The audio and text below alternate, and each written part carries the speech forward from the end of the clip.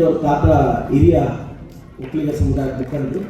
ಅವ್ರ ತಾತ ಅವರು ವಸತಿಯಾಗಿ ಶಾಲೆಗೆ ಜಾಗ ಬೇಕು ಅಂದರೆ ಸ್ವಂತ ಜಾಗ 10 ಎಕರೆ ಬರೆದು ಕೊಟ್ಟರು. ಇವತ್ತು 10 ಎಕರೆ ಸಪೋಸ್ ಇದ್ದಿದ್ರೆ ಒಂದು 40-50 ಕೋಟಿ ಆಸ್ತಿ ಅದು.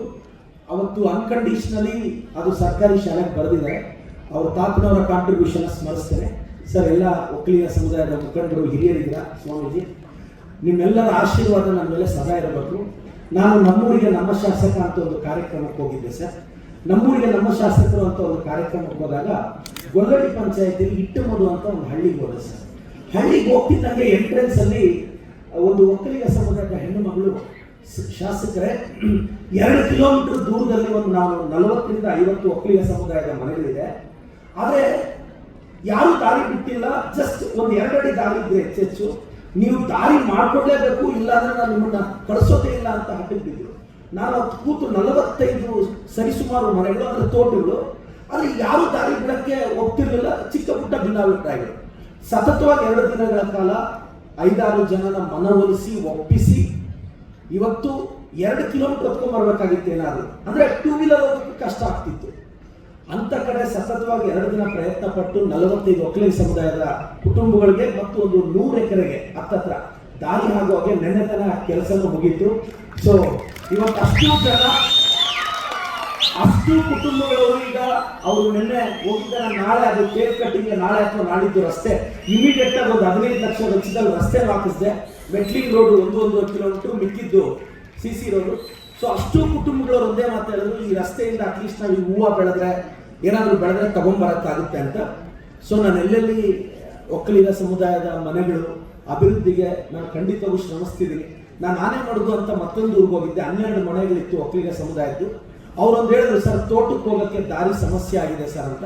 ಅದೇ ಊರಲ್ಲಿ ನಮ್ಮ ಹುಡುಗ ಶ್ರೀಧರ್ ಅಂತ ಒಕ್ಕಲಿಗ ಸಮುದಾಯದ ಹುಡುಗ ಆವತ್ತೇ 10 ಲಕ್ಷ ರೂಪಾಯಿ ನಮ್ಗೆ ಬಿಡುಗಡೆ ಮಾಡಿ ಆ ತೋಟಕ್ಕೆ ಹೋಗೋ 12 ಮನೆಗಳಿಗೆ ಅನುಕೂಲ ಆಗಲಿ ಅಂತ ಈಗಾಗಲೇ ರಸ್ತೆ ಹಾಕ್ಸಿದ್ದೀನಿ ನಾನು. ಇದು 2ನೇ ಇಂಪ್ಯಾಕ್ಟು. 3ನೇದು, ನಾನು ನಮ್ಮೂರಿಗೆ ನಮ್ಮ ಶಾಸಕ ಕಾರ್ಯಕ್ರಮದಲ್ಲಿ ಹಿರೇನಾಗವೆಲ್ಲಿಗೆ ಹೋದೆ ಸರ್.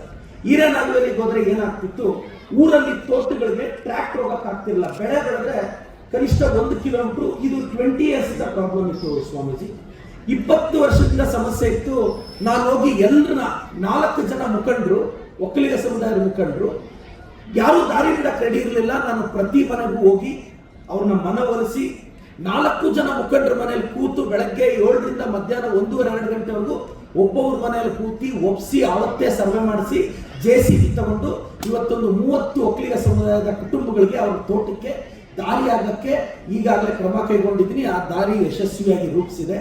ಮತ್ತೆ ನಾನು ನನ್ನ ಜಿಲ್ಲಾ ಗ್ಯಾರಂಟಿ ಸಮಿತಿ ಅಧ್ಯಕ್ಷರಾಗಿ ಒಕ್ಕಲಿಗ ಸಮುದಾಯದ ಹಿರಿಯರಾದ ಎಳ್ವಣಿ ರಮೇಶ್ ಅವರನ್ನ ನೇಮಕ ಮಾಡಿದ್ದೀವಿ. ತಾಲೂಕು ಗ್ಯಾರಂಟಿ ಸಮಿತಿ ಅಧ್ಯಕ್ಷರಾಗಿ ಒಕ್ಕಲಿಗ ಮುಖಂಡರಾದ ನಾವು ಜಯರಾಮಣ್ಣನ ನೇಮಕ ಮಾಡಿದ್ದೀವಿ. ನಂತರ ಆ ಕಡೆ ಮಂಚೇನಹಳ್ಳಿಯಲ್ಲೂ ಅಷ್ಟೇ ಒಕ್ಕಲಿಗ ಸಮುದಾಯದ ಮಧುಸೂದನ್ ರೆಡ್ಡಿ ಅವರಿಗೆ ಅಧ್ಯಕ್ಷರಾಗಿ ಅವಕಾಶ ಮಾಡಿಕೊಟ್ಟಿದ್ದೀವಿ.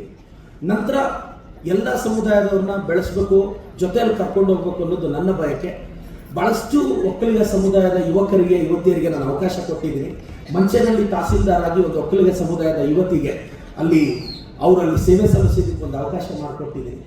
ನಂತರ ನಂದಿ ಸ್ಟೇಷನಲ್ಲಿ ಸೇವೆ ಸಲ್ಲಿಸೋದಕ್ಕೆ ಒಂದು ಒಕ್ಕಲಿಗ ಸಮುದಾಯದ ಯುವಕರಿಗೆ ಒಂದು ಅವಕಾಶ ಮಾಡಿಕೊಟ್ಟಿದ್ದೀನಿ. ಎಲ್ಲ ಸಮುದಾಯದವರು ಜೊತೆಯಲ್ಲಿ ವಿಶೇಷವಾಗಿ ಒಕ್ಕಲಿಗ ಸಮುದಾಯದ ಕಾಂಟ್ರಿಬ್ಯೂಷನ್ ತುಂಬ ದೊಡ್ಡದಿದೆ. ನಾನು ಕೆಂಪೇಗೌಡರನ್ನ ಎಲ್ಲ ಮುಖಂಡರನ್ನ ನಾನು ತಮ್ಮ ಆಶೀರ್ವಾದವನ್ನು ಬಯಸ್ತೇನೆ. ನಿಮ್ಮೆಲ್ಲರ ಆಶೀರ್ವಾದ ಇಲ್ಲದೆ ನಾನು ಇಷ್ಟು ದೂರ ಬರೋಕ್ಕಾಗಲ್ಲ. ದಯವಿಟ್ಟು ನಿಮ್ಮ ಆಶೀರ್ವಾದ ನನ್ನ ಮೇಲೆ ಇರಲಿ. ನಾನು ನಿಮ್ಮ ಸಮುದಾಯದ ಗೆಲುವಿಗೆ, ಯಶಸ್ಸಿಗೆ ಮತ್ತೊಂದು ಸ್ವಾಮೀಜಿ, ನಾನು 9,000 ಮಕ್ಕಳಿಗೆ ಈಗಾಗಲೇ ಸ್ಕಾಲರ್ಶಿಪ್ ಕೊಟ್ಟಿದ್ದೀನಿ.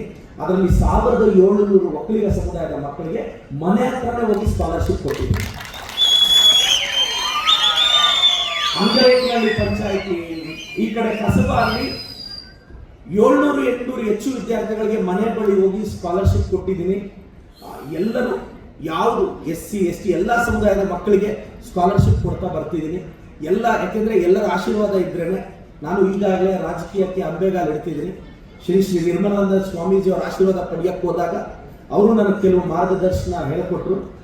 ಹೀಗೆ ನಡೆಸ್ಕೊಂಡು ಹೋಗ್ಬೇಕು, ಹೀಗೆ ನಡಿಬೇಕು ಅಂತ. ಮತ್ತು ನನ್ನ ಜಿಲ್ಲಾ ಉಸ್ತುವಾರಿ ಸಚಿವರು ಸದಾ ನನಗೆ ಮಾರ್ಗದರ್ಶನ ಹೇಳ್ತಿರ್ತಾರೆ.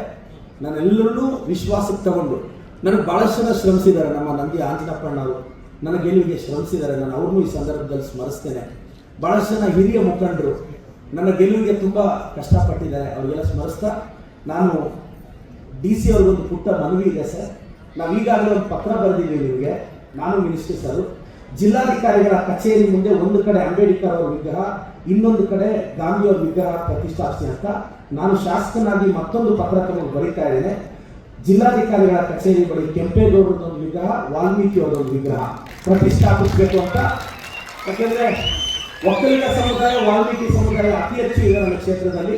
ದಯವಿಟ್ಟು ಜಿಲ್ಲಾಧಿಕಾರಿಗಳ ಕಚೇರಿಯಲ್ಲಿ ಸೂಕ್ತ ಸ್ಥಾನದಲ್ಲಿ ಕೆಂಪೇಗೌಡರ ಪ್ರತಿಮೆಯನ್ನ, ವಾಲ್ಮೀಕಿಯವರ ಪ್ರತಿಮೆಯನ್ನು ಸ್ಥಾಪಿಸಬೇಕು ಅಂತ ಅನ್ನಿಸ್ತಾ ಮತ್ತೊಮ್ಮೆ ನಾನು ನಮ್ಮ ಕೃಷ್ಣ ಬೈರೇಗೌಡ ಸರ್, ನನ್ನ ಕನಸಿನ ಭರವಸೆಯ ನಾಯಕ DK ಶಿವಕುಮಾರ್ ಸರ್ ಅವ್ರನ್ನ ಸ್ಮರಿಸ್ತಾ, ಅವ್ರ ಭವಿಷ್ಯ DK ಸಾಹೇಬರ ಭವಿಷ್ಯ ಉಜ್ವಲ ಆಗಬೇಕು, ಅವ್ರು ಮತ್ತೊಂದು ಹೆಜ್ಜೆ ಮುಂದೆ ಹೋಗಬೇಕು ಅಂತ ಭಗವಂತನಲ್ಲಿ ಆಶಿಸ್ತಾ ಭಾಷಣ ಮುಗಿಸ್ತೇನೆ.